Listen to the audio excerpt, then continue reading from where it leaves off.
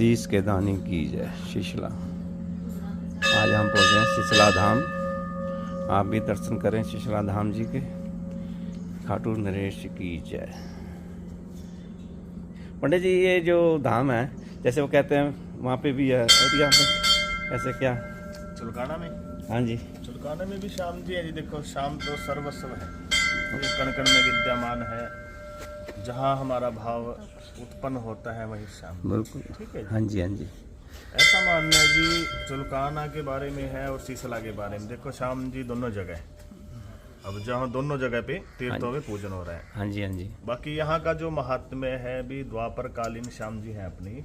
ठीक है, द्वापर युग से विद्यमान है यहाँ पे। जब महाभारत का युद्ध शुरुआत हुई थी तो श्याम जी ने शीश का दान शीशला के अंदर दिया गया था, इसी गांव के अंदर दिया गया था। क्योंकि यहाँ पे जैसे दंडक ऋषि की तपोभूमि है ये शीशला।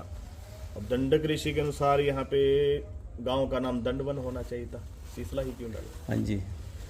शीश का दान देने के कारण ही शीशला गांव का नाम पड़ा। ठीक है जी। अब जैसे महाभारत समय में जैसे शुरुआत होनी थी, जब वीर बर्बरीक जी आए महाभारत का युद्ध देखने के लिए, तो जिस पेड़ के नीचे खड़े थे, पीपल के वृक्ष के नीचे, वो धाम है वीर बबरान हिसार में। अच्छा हाँ जी।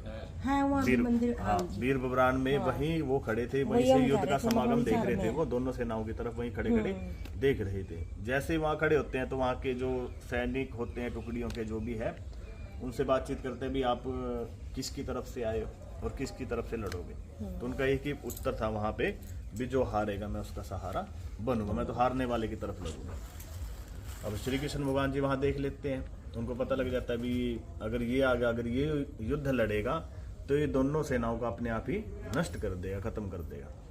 तो धर्म की अधर्म पे विजय नहीं हो पाएगी। जय हो। तो फिर उनको वो लेकर आते हैं अपने पंडाल में। पंडाल शीशला में होता है। जैसे पांडवों की जो टुकड़ियाँ होती है वो पांडु पिंडारा में और कौरवों की कुरुक्षेत्र में।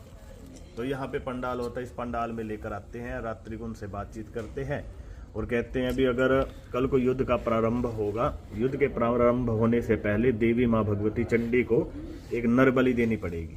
क्योंकि उन्होंने माया रची, ऐसे तो बनना नहीं था काम।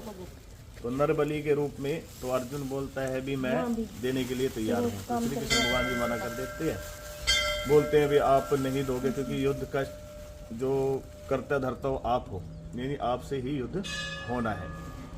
तो श्री कृष्ण भगवान जी बोलते हुए मैं दे देता हूँ। तो वीर बर्बरीक जी बड़े ही उत्साहित हैं, बड़ी ही चेष्टा वाले हैं, बोलते मैं ही शीश का दान दे देता हूँ। तो भगवान श्री कृष्ण जी के हाथों में अपना शीश वो रख देते हैं।